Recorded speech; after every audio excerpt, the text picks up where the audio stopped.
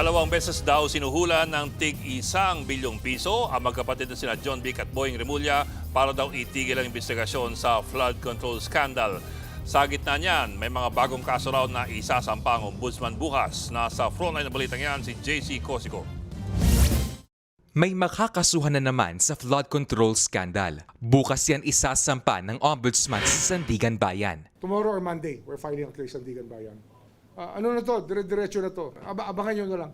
Hindi na ito idinetalye, pero sabi ng Malacanang noon, may big fish na makakasuhan at aarestuhin. Sa gitna naman ng investigasyon, hindi ikinababahala ni Ombudsman Boying Remulla ang umuugong na posibleng pagbawi ng testimonya ng tinaguriang BGC Boys. Testify na sila under oath. Babawiin mo ngayon yan.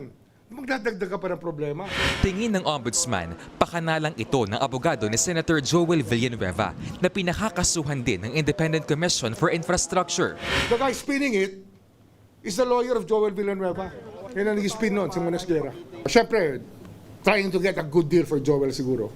Una nang sinabi ng kampo ni Villanueva na ayaw na nilang magkomento sa issue dahil sa gumugulo ang investigasyon. Una nang itinanggi ng kampo ni dating DPWH District Engineer Henry Alcantara na binawi niya ang kanyang mga salaysay. Umugong din ang bali-balitang sinuhulan umano ng 1 bilyong piso ang magkapatid na Remulla para ihinto raw ang investigasyon sa flood control scam. Ayon kay Interior Secretary John Vic Remulla, hindi lang isa kundi 2 beses pa silang sinuhulan. Nitong Lunes lang daw nangyari ang ikalawang panunuhol na konektado umano sa isang kongresistang kontraktor na nakabase sa Visayas at Mindanao.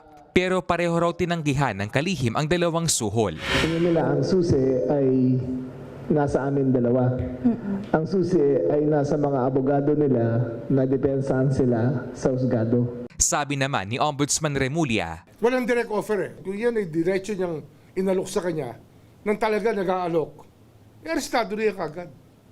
Wala eh. A friend of a friend na hindi matibay ang basihan. Nagbabalita mula sa Frontline, JC Cosico, News 5. Mga kapatid, Ed Lingaw po, maging maalam at may pakialam sa mga napapanahong balita sa ating bansa.